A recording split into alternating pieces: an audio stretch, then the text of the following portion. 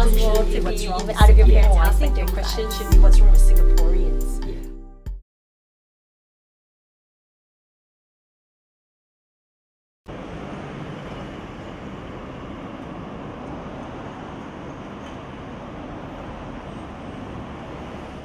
Welcome back. Now we want to drill in further on these two particular topics, taxi men and the MRT, who recently has been making quite a bit of news. I think that reticent Winston has got something to say. Well, my experience is when they opened the new Circle Line, I went to take a look. I was shocked. There were only 3 carriages. And the Circle Line served a lot of new estates that haven't been developed.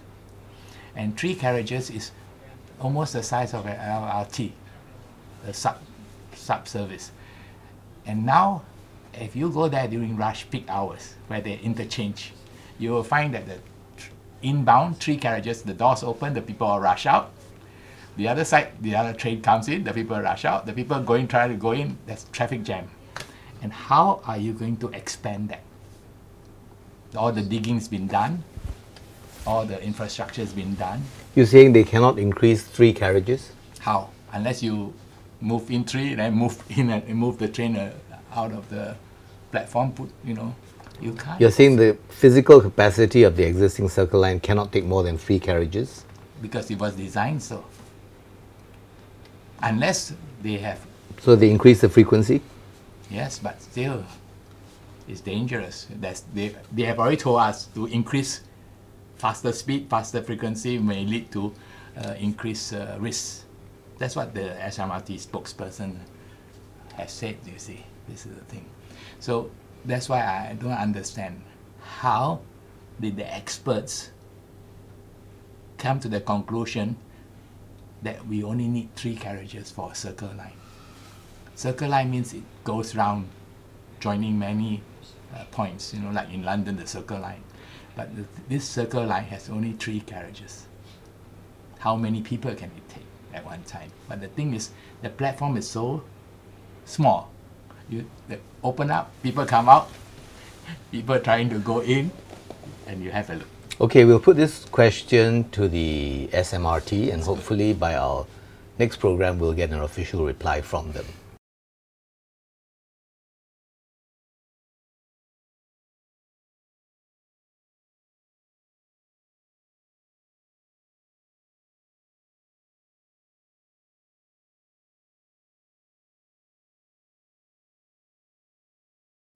Okay, but any comments on our MRT system? I agree with Winston that it is that it's something that was looked over, and once a problem is created, you as the government will create more steps, more procedures to rectify it. For example, they have this new initiative for the next year, in which if you are taking the train from outside the central business district before 7:45 a.m., your ride is free, which is a great initiative. But I feel like it is something introduced to cover up for mistakes that have been made, as Winston just mentioned. You don't think that the move was to actually encourage more people to take the MRT and then less people to use the roads? I think it's to avoid the peak hour traffic in the MRT. Yes. And because if the peak hour traffic, for example, on the Circle Line would create the jam, as Winston was mentioning. But of course, there are other lines to look into which have always existed the way they have. And independent of the Circle Line existing or not, they were always very crowded at 9 a.m. or 8:30 a.m.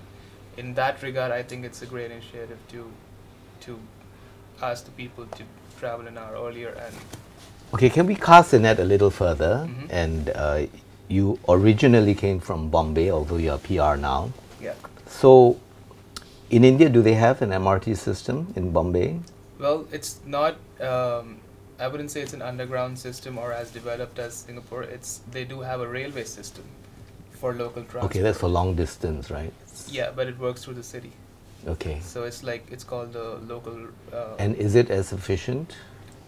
And not at all. I mean, if you Okay. if the peak hours in Singapore seem too crowded, if you try to take a local train, that's what it's called in Bombay, at 9 a.m., you would see people riding on the roofs, you know, Okay. and it's completely unsafe. But that there are people who have to traverse across the city to go to work at that time of the day, and they're like below lower middle class, and that's the Okay. only option they have. Okay, So- we mustn't benchmark ourselves against the worst. I think that has been Good.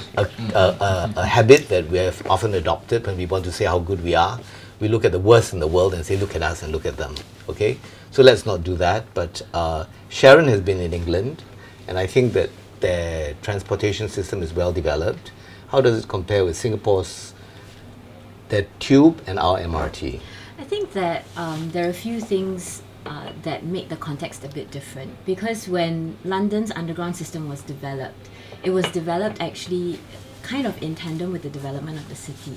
When you look at Singapore, it's a bit different because the city, the CBD area and all those areas developed, and then later on then we thought about the underground system. So in that sense, it didn't have that same kind of evolution as the underground system in London. The tube is a very well spread network, I will say that.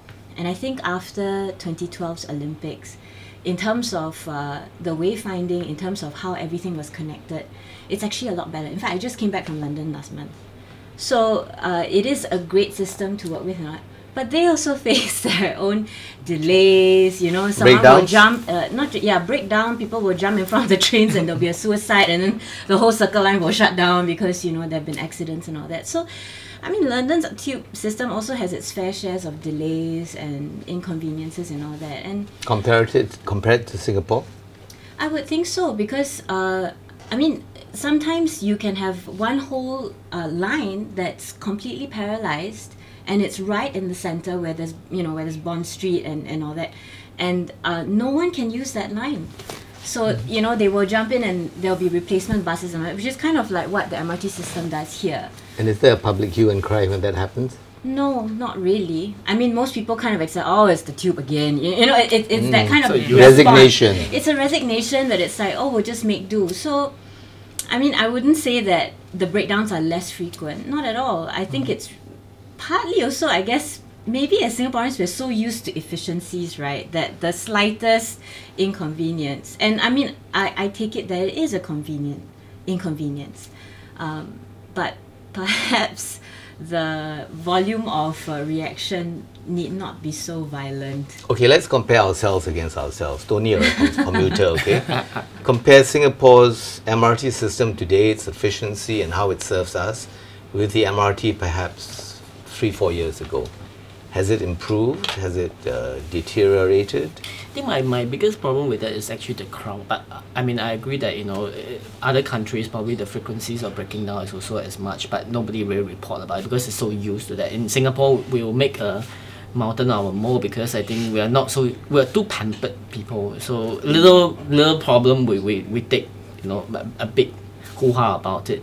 And then it didn't help with all this publicity and social media that just went, you know, viral and got worse and twisted and so forth. People start saying that it's inefficiency and they don't accept that, which I think in a way is no big deal. Life goes on. So I think the system is efficient in a way, but I do feel that there's just not cater to the masses in terms of the volume that we have today, which is why I think it's kind of like, if you put about 3 or 4 years ago, it's more comfortable to ride on the train than today. Commuting was easier before? It was easier. Yeah. Is it because of the numbers?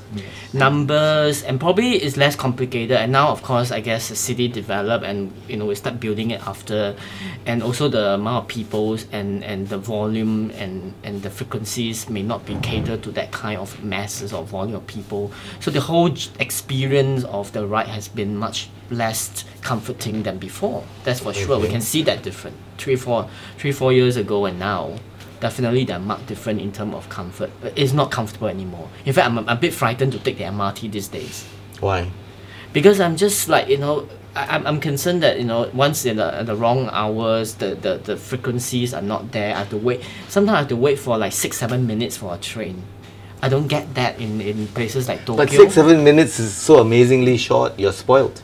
No, not true. I mean, to me, 6-7 minutes is long.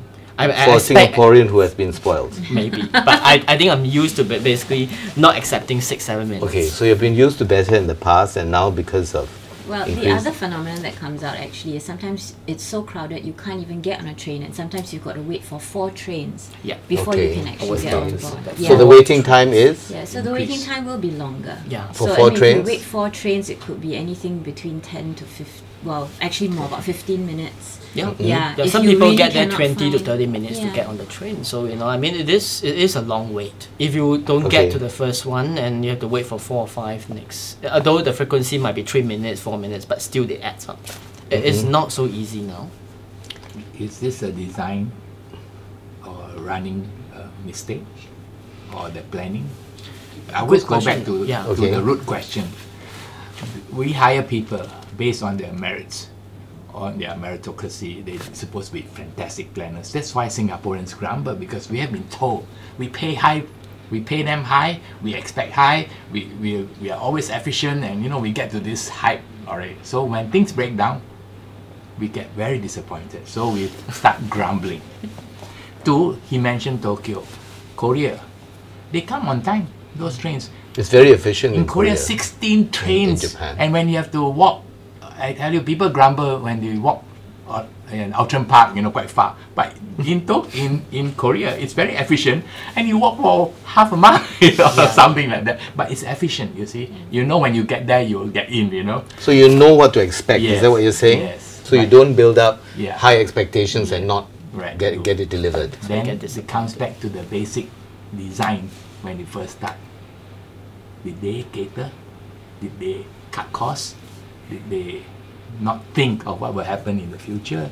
Like really, the Circle Line is going to be a big headache unless somehow they have managed to extend the platform without telling us. Maybe have How you some gonna reserve. how are you gonna dig?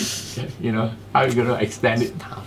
Tough, because excavation works. It will disrupt all kinds of things. So your contention, as you raised earlier on, was that the Circle Line has underprovided, Yes. and that the current capacity for it to handle 3 trains is Three carriages, yeah. 3 carriages is insufficient. Already. Okay, and whether there are any planned solutions to that. Okay, Maybe ask them. Yeah, we'll ask them that. Okay, anything else about the MRT? Otherwise, I travel quite a bit, and otherwise, it's quite comfortable in that way. It's clean. It's like the only thing. Rush Actually, hour, on a I score of avoid. 10, on a score of 10, with your experience overseas and in Singapore, how would you rate our MRT station? I'm going to go one by one. Winston, About 6 or 7, not so bad. that's not too bad. Yeah. I'll give it an Sharon, 8. oh, that's very good. Yeah. Tony, Well, I give it a 6. 6. Yeah. 8.5. I know. Oh, Yeah, that's not bad. Edge it over. So there's an average of about 7. So actually, despite the grumbles and all that, we aren't doing very badly. Not doing too badly at all. Okay.